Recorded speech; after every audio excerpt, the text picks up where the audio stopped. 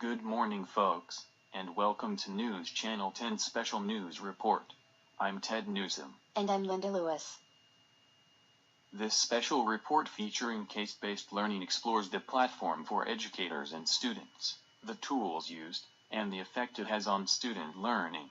To the people watching, case-based learning is an outstanding 21st century partnering pedagogical method that brings a real-world learning into the classroom. To deepen our learning on this topic, we sought out information from experts.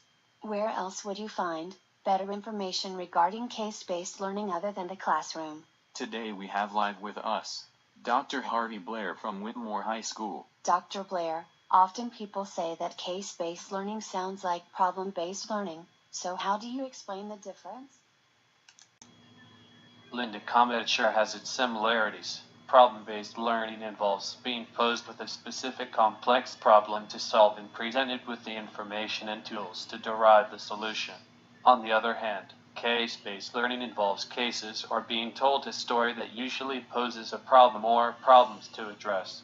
Given the details of the case as presented in a story, the learner suggests ways to address the case. Thank you, Dr. Blair. Despite the slight difference, they are both methods of inquiry-based learning. I asked Dr. Janine Wiley from Heyman High, what makes case-based learning so unique from other inquiry strategies? Case-based learning is unique because it uses real-life scenarios or case studies. According to Mark Prensky, case studies are a useful tool for analysis that can be done with or without technology. They are basically a description of a real situation, typically with a problem or question at the end. Case studies can be created on paper, or preferably by technology tools which will create these stories in a systematic way that allows users to arrive at the proper conclusions in an iterative fashion. Dr. Wiley's students shared with me their thoughts on case-based learning. Let's take a look at what they had to say. On the course we have CBL, which is case-based learning, which is where we get into groups of 8 or 9 people, and we go through cases. So rather than just seeing it in the hospital sense, we also get to see it in a case base, so we get to look at more things in more detail and through at a slower pace. Because we're all postgraduates, we'd all be coming from different backgrounds, and the idea that we could all bring something to the table in a varied group when we're discussing different cases would help everyone. And so if someone has seen a case that relates, then they can help us all out. Dr. Wiley, now back to you. What are the roles of the students and the teachers in case-based learning? The role of teachers and students are basically the same for all partnering approaches. However, we can look at the teacher's role in case-based learning in 2 broad general categories: simply setting up the learning environment and facilitating discussion and exploration. To establish an environment for open discussion requires attention to many details. Those details may simply be arranging the room, such as setting up chairs in a circle or horseshoe or some other configuration that is conducive to discussion. The teacher needs to establish a friendly environment for open discussion, making clear the ground rules for open, respectful debate. The teacher's main role is to be a great questioner, guide, facilitator, as well as a learner. Meanwhile, the student's role is as important as that of the instructor. The student's role involves preparation and collaboration with peers and facilitators.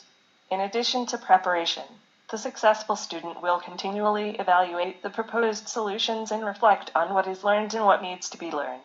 By evaluating and reflecting, the student takes more control of his or her own learning. Students who take their jobs seriously in case-based learning will prepare by reading cases and describing the issues, perceptions, and possible courses of action. Thank you, Dr. Wiley. We will now turn back to Dr. Blair with our final question. Dr. Blair, what are the advantages and disadvantages of case-based learning, and what does research say? The major advantages, among many, in case-based learning are: exposes students to real-life situations which prepares them for their future, gives students an opportunity to engage in discussion, students take responsibility for their own learning, and students become critical thinkers.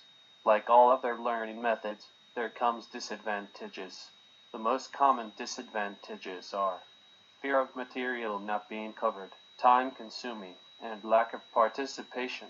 Despite the disadvantages, research shows that case-based learning is effective in the classroom.